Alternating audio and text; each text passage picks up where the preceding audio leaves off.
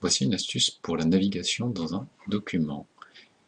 Si vous est déjà arrivé d'avoir envie d'avoir une partie de votre document fixe pendant que vous naviguez dans le reste de votre document, vous avez peut-être déjà beaucoup fait la molette de la souris, ce qui n'est pas forcément idéal. Peut-être les touches page down et page up pour se déplacer, c'est pas idéal non plus. La solution que vous avez peut-être utilisée est éventuellement pour, par exemple, avoir toujours le sommaire sous les yeux, de copier-coller le sommaire dans un autre fichier et de le garder ouvert à côté de votre fichier principal. Il y a une possibilité dans Word de séparer en fait la fenêtre en deux et de garder une possibilité de scroller dans une des fenêtres alors que l'autre ne scrolle pas.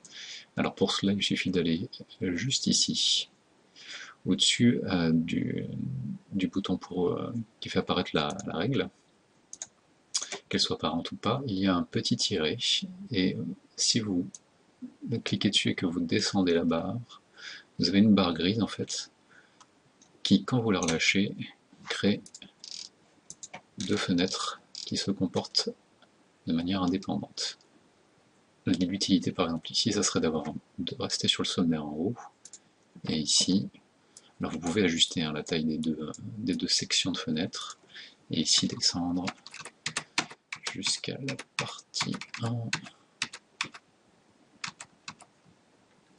Voilà, clé introduction, la partie 1, et pouvoir éventuellement comme ça vérifier les différents titres en se déplaçant dans une fenêtre et en ayant toujours ça de fixe sans avoir eu besoin de créer un autre fichier.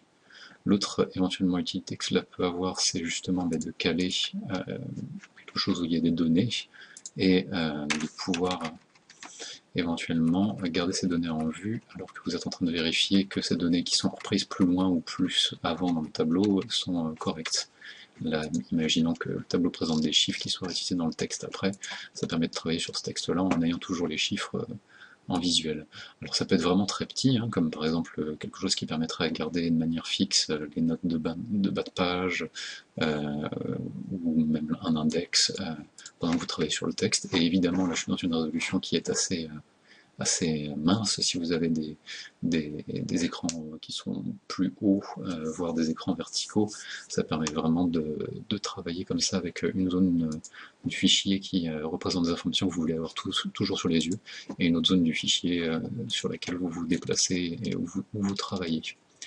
Il y a un autre accès à cette barre de séparation que la petite icône au-dessus de la fenêtre.